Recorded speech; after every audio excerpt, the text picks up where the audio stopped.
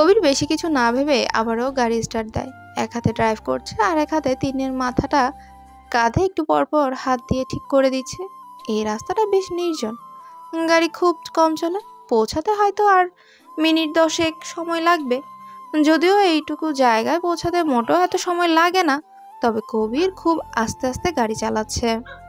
ওরা বিকেলে রেস্টুরেন্ট থেকে বেরিয়ে শপিং মলে গিয়েছে। সেখানে গিয়ে অনেকগুলো 3 পিস আর দুটো শাড়ি কিনে দিয়েছে কবির তিন্নিকে। তিনি শুধু সব দেখছিল, ও যেন একটা ঘোরের মধ্যে ছিল। তিনি বুঝতে পারছিল না এসব কি হচ্ছে। কবির শপিং মল থেকে বেরিয়ে তিন্নিকে নিয়ে পাশের একটা পার্কে গিয়েছিল, আর সারাটা সময় তিন্নির হাতটা শক্ত করে চেপে ধরে নিজের হাতের মুঠোয় নিয়ে রেখেছিল।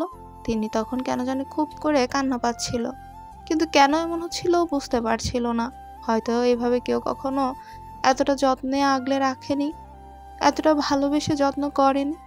কবির তখন হঠাৎ করে তিন্নির হাতটা ছেড়ে দিয়ে নিজের পকেট হতে একটা রিং বের করে নিচে হাঁটু গেড়ে বসে বলেছিল সে সারা জীবন এভাবে তিন্নিকে আগলে রাখতে চায়।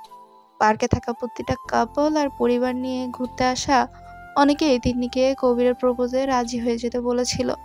তিন্নি তখন কান্না ভুলে লজ্জায় নুয়ে পড়েছিল। অতঃপর নিজের কাঁপতে থাকা বাম হাতটা কবিরের সামনে ধরে। কবির সেটার অনামিকা আঙ্গুলে রিংটা পরিয়ে দিয়ে নিজের ঠোঁটজোড়া তিন্নির হাতের পিঠে ছুঁয়ে দেয়, আর সবাই চারদিক হতে করতালি দেয়। কবির এসব ভাবনার মাঝেই তিন্নি জোরে ডেকে ওঠে, স্যার। হ্যাঁ বলো, কি হয়েছে? কবির তিন্নির হঠাৎ এত জোরে ডাকায় গাড়ি ব্রেক কষে। জিজ্ঞেস করে। তিনি অসহায় কণ্ঠে উত্তর দেয়, স্যার, আমরা অনেকটা পথ এগিয়ে আসছি, হোস্টেল তো পেছনে। কবির তিন্নির কথা শুনে চারপাশে দৃষ্টি ঘুরিয়ে চাইল। সত্যি ওরা অনেকটা দূরে চলে এসেছে হোস্টেল হতে। আসলে কবির ভাবনার মাঝে এতটাই বিভোর ছিল যে ও খেয়ালই করেনি। তবে কবির নিজেকে ধাতস্থ করে বলে ওঠে, খেয়াল করিনি। কথা শেষে কবির গাড়ি ঘুরিয়ে হোস্টেলের দিকে আসে। গাড়িটা এসে হোস্টেলের সামনে থামতেই তিনি নেমে এক সাইডে দাঁড়ায়। কবিরও নেমে পেছনে দরজা খুলে সেখান থেকে 2টা প্যাকেট তিন্নির হাতে দিয়ে বলে, এখন ওগুলো রাখো, বাকিগুলো আমি বাড়ি নিয়ে যাচ্ছি। বাবা এসে এই সপ্তাহের মধ্যে তোমাকে নিয়ে যাবে। তিনি প্যাকেটগুলো হাতে নিল, কিন্তু ও কিছু বলতে চাইছে, তবে বলতে পারছে না। হয়তো কবির বুঝতে পারলো, আর এটাও বুঝলো তিনি কি বলতে চায়। তাই তিনি কিছু বলার আগেই কবির বলে ওঠে, এসব নিয়ে টেনশন করতে হবে না।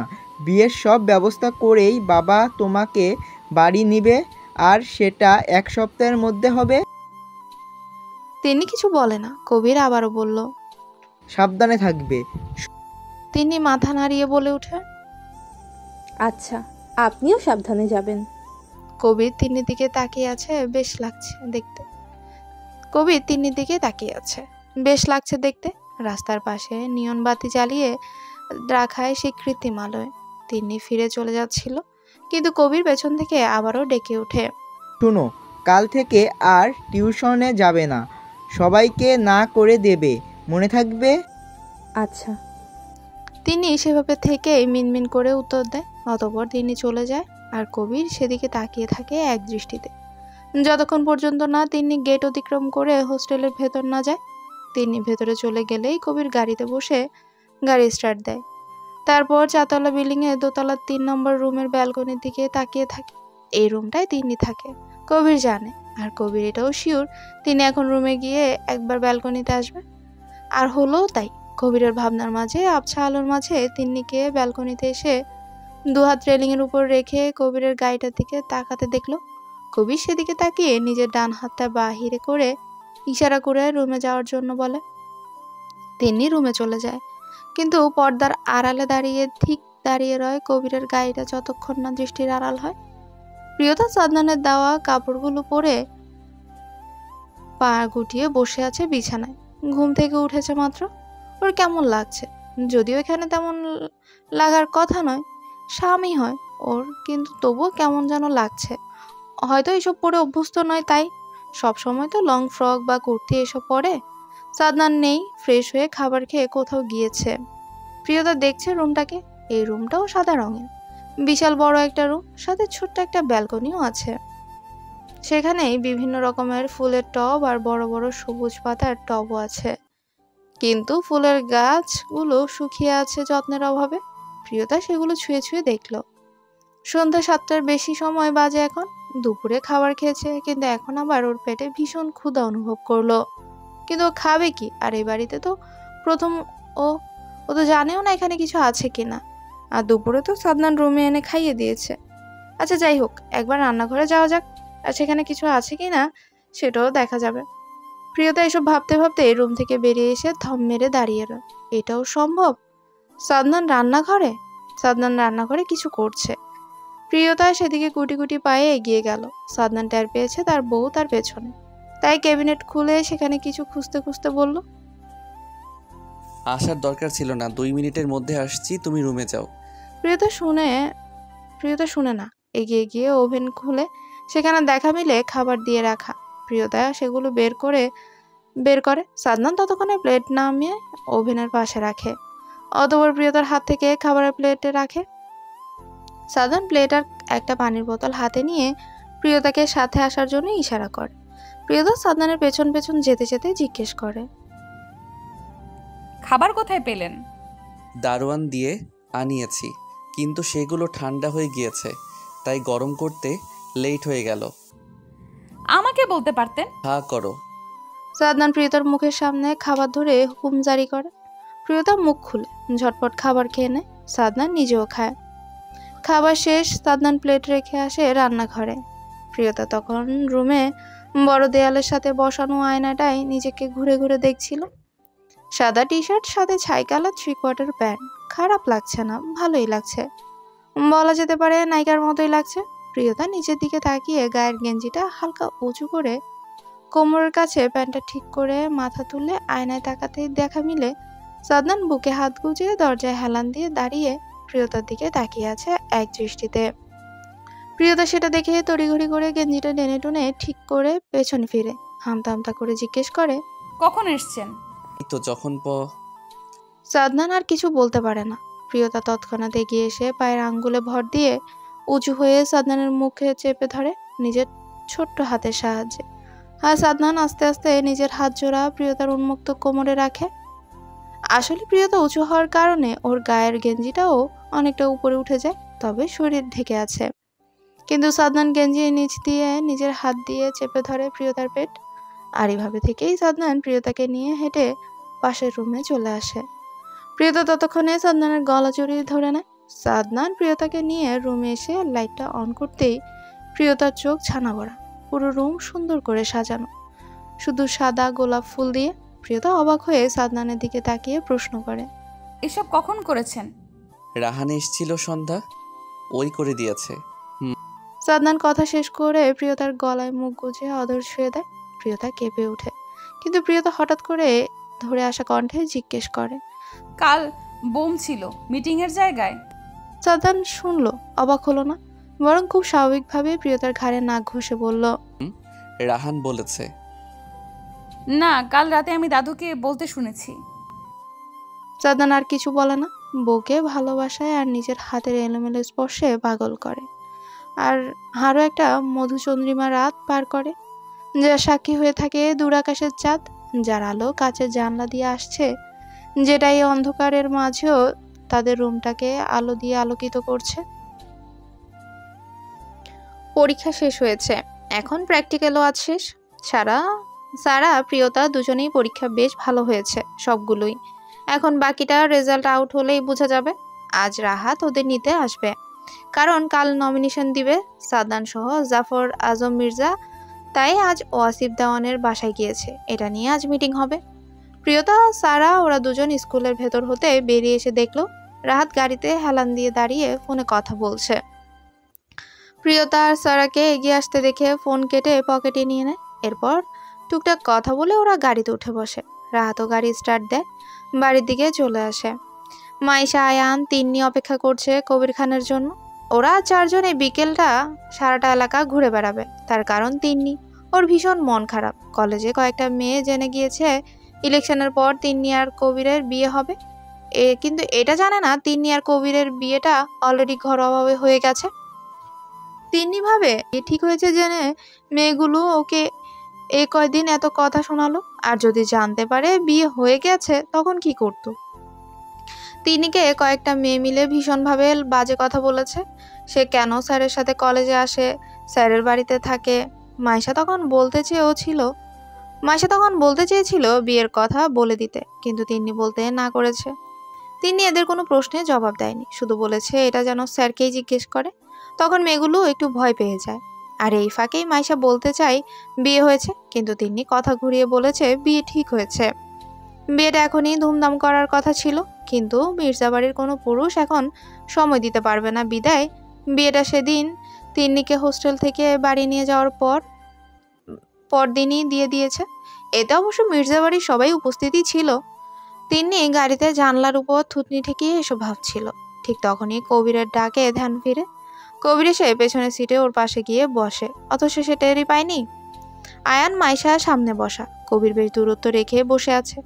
বিয়ে হয়েছে, কিন্তু তিন্নি কবিরের মাঝে এখনো স্বামী স্ত্রীর মতো কোনো সম্পর্ক গড়ে ওঠেনি।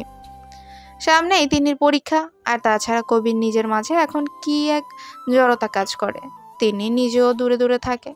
ভালোবাসার মানুষটার আশেপাশে তো থাকতে পারে, আর কি চাই। এতেই তো ভীষণ খুশি তিন্নি। কবিরের বাবাও তিন্নিকে ভালোবাসে, নিজের মেয়ের মতো আগলে আগলে রাখে। কবিরের চাইতেও বেশি খেয়াল রাখে কালাম তিন্নির। একজন বাবা হিসেবে যা করা দরকার সব করে কালাম খান। তিন্নি ওনাকে অল্প কয়েক দিনের মাঝেই অনেক আপন করে নিয়েছে। তিন্নির ভাবনার মাঝেই তিন্নি একটা হাত কবির নিজের হাতের মুঠোয় পড়ে নিয়ে সামনের দিকে দৃষ্টি রেখেই ধীর কণ্ঠে বলে ওঠে।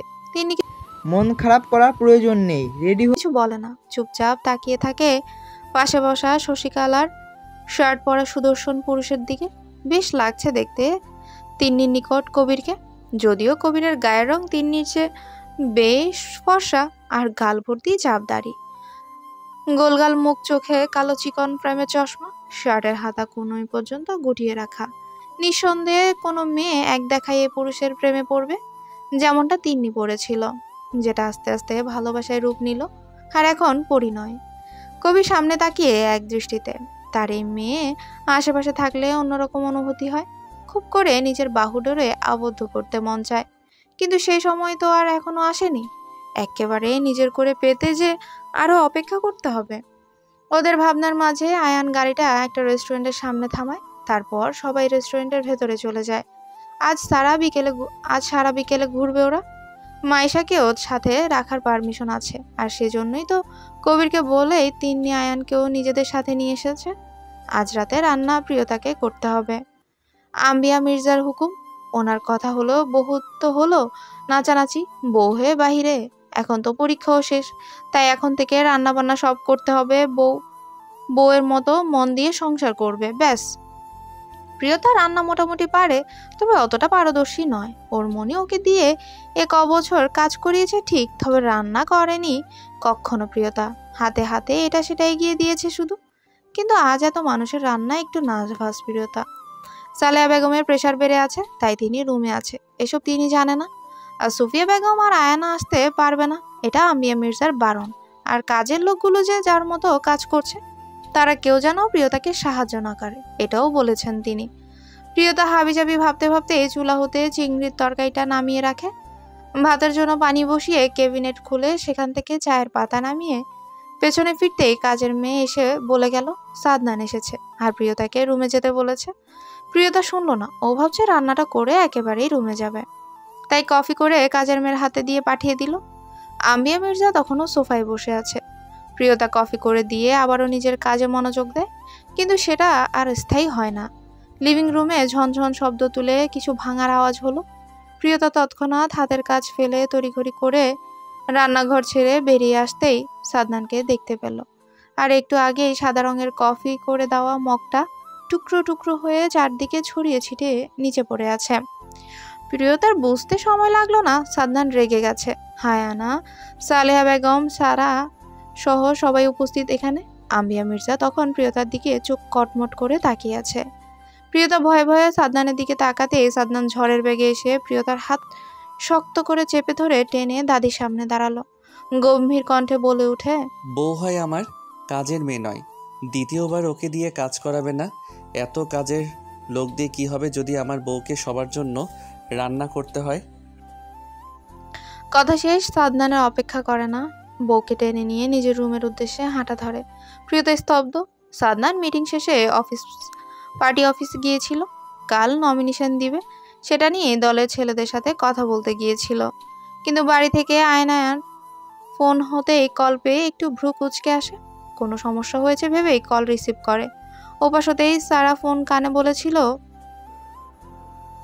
দাদি, প্রিয়তাকে আজ সবার রান্না করতে দিয়েছে। ব্যাস এইটুকুই। সাদনান তড়িৎ গতিতে ফোন কেটে দিয়ে রাহানকে ওদিকটা সামলাতে বলেই তড়িঘড়ি করে বাড়ি চলে এসেছে। বারণ করেছিলাম না রান্নাঘরে না যাওয়ার জন্য?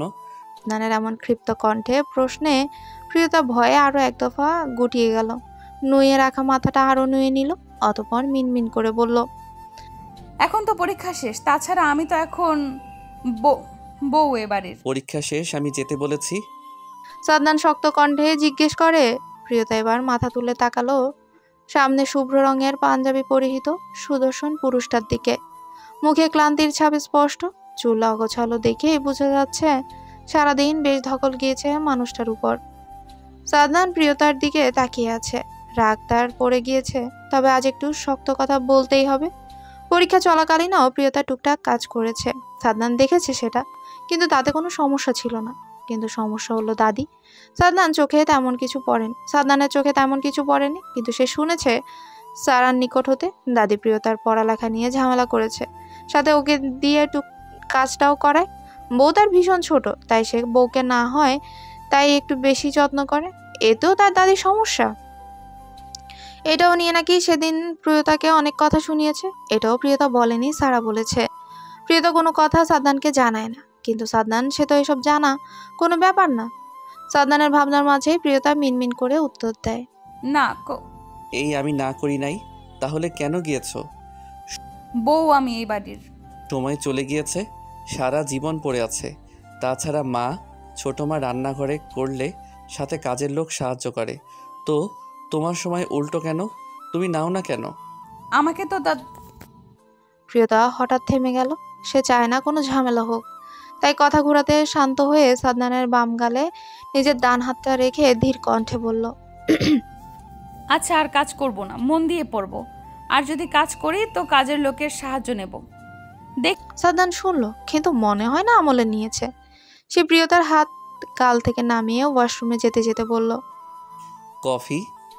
কথা শেষে সাদনান পাঞ্জাবি এক টানে খুলে সেটা সোফায় ছুঁড়ে ফেলে চলে গেল।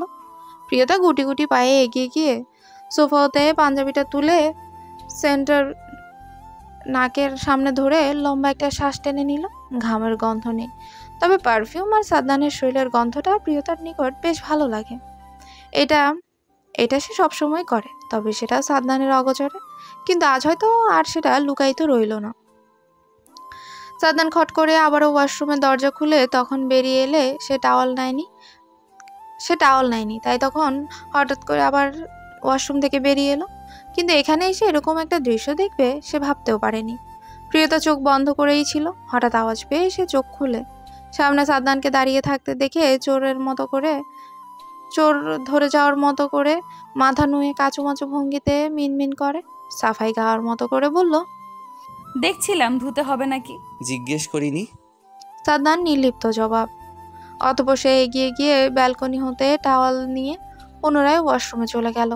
প্রিয়তা মুখ ভেঙচি কেটে বিড়বিড় করে বলল, আসার আর সময় পাইনি, এক্ষুনি আসতে হলো। রাহানকে সাদনান আজ সোজা মির্জা বাড়িতে আসতে বলেছে।